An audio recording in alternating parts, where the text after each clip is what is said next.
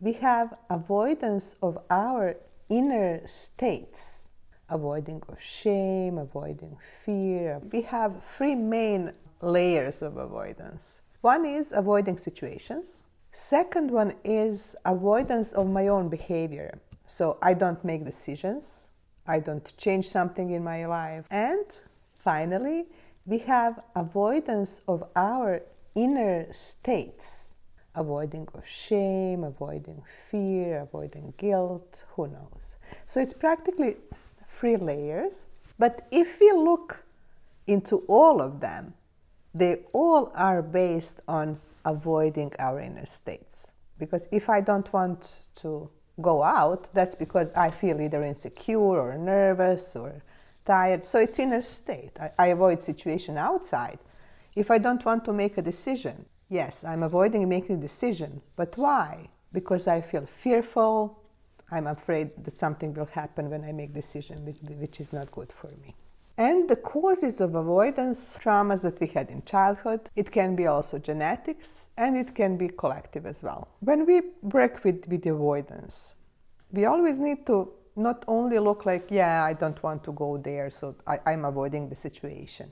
We always need to look what we really are trying to avoid.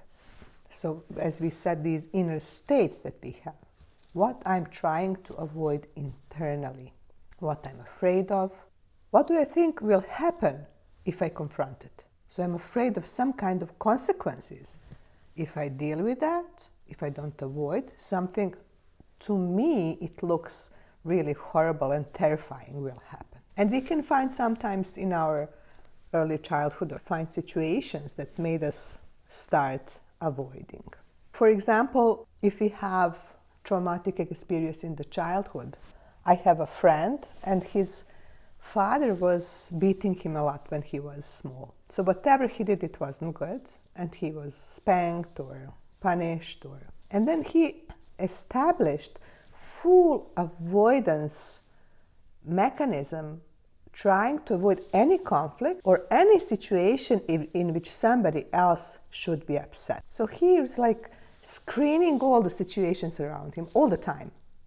This person doesn't like that, maybe we could do that ahead of the situation. And also, like if he sees conflict between other people, even if it's not towards him, he tries to do something about it. You go this way, you go that way, it's okay, we don't need to fight. So he's all the time like really worried and in stress, trying to avoid any kind of conflict. When I was looking into genetics, I found that some babies are born more sensitive to stress. And also their amygdala is more sensitive to be started and to realize that something is like dangerous or it's a threat. But not only that, with some babies, amygdala stays active even after the threat is gone. And these people that have overactive amygdala, they very often tend also to avoid situations more later in life. They are really easily upset, especially when they are faced with new things. When the environment is something that they're used to, it's better for them. But as soon as it's something new, amygdala starts and it remains active for a longer period of time. For example, also, when we talk about collective, there can be entire cultures or nations that have certain kind of avoidance. For example, in Germany is a relatively high avoidance of risk in the sense that you will do everything that things are stable. You will not cross the street when it's red light, you will follow the rules mainly because you do not want to face the risk. So entire nation is prone to avoidance of risk. As we said, we can have learned these avoidance behaviors from trauma, from genetics, from collective. And we also said that we can avoid situations outside, we can avoid certain behaviors ourselves, but bottom line, we practically avoid our inner states. I will now list a couple of examples for each level of avoidance. And you just now start thinking for yourself. You will see which situations, which behaviors, and which inner states you typically try to avoid. So I will just read, and this is just for you, like click, click, click. If you have, you can write it down or just think about it. So for example, for situational, if it's also easier for you, you can close your eyes, whatever is better for you. So for situations, we can avoid places. We can avoid parties, crowded areas. We can avoid doctors. We can avoid transport. We can sometimes avoid airports. Second category, we can avoid people.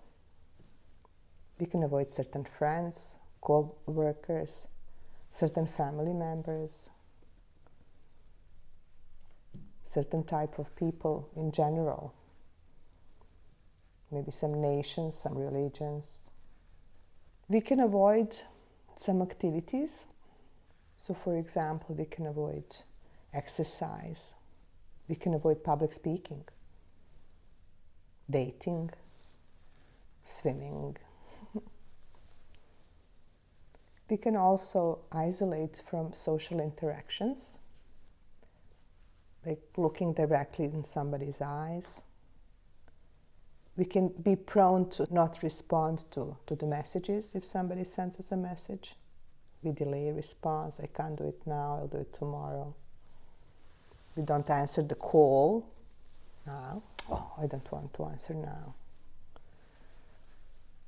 In the second category, for avoiding actions, we can have a habit of procrastination. We delay something that is really important.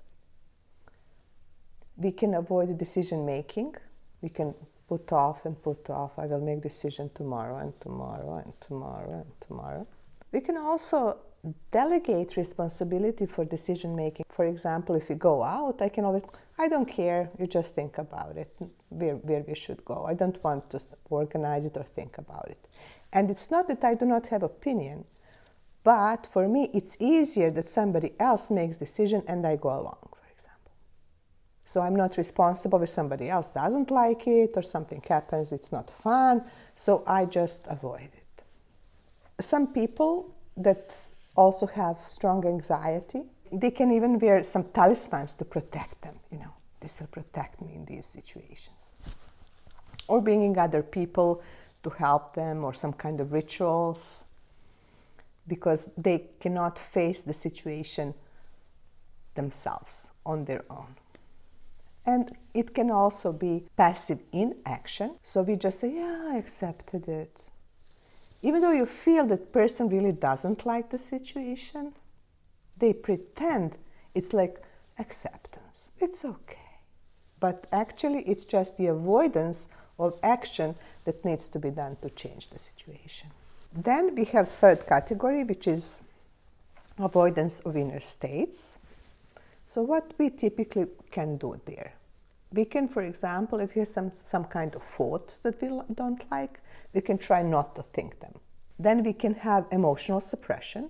Whichever feelings come up, if I'm sad, no, I'm doing great, oh, I'm always okay, da, da, da. So we will try to push down whatever comes up. We can engage in distractions.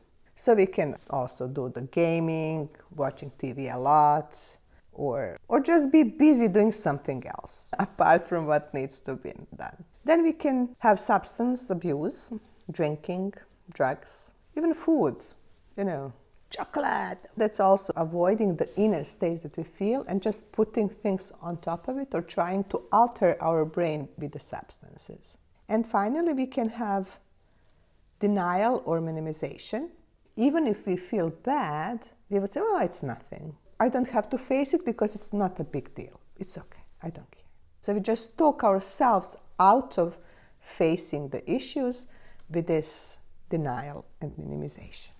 So maybe you can have a couple of moments now to sort of go through these thoughts and see maybe for each type one example, or more if you have, but maybe one example for each level. One for avoiding situations, one for avoiding your own behaviors, and one for avoiding inner states.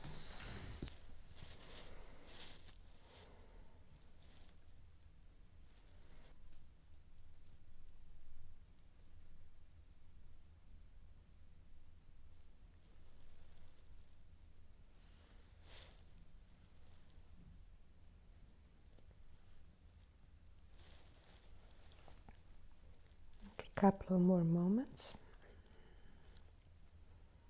So we have really wide spectrum of the things we all avoid. It's really interesting. If we are in avoidance mechanisms strongly, we don't live full life. I read somewhere like fulfillment of your desires is behind the things you avoid.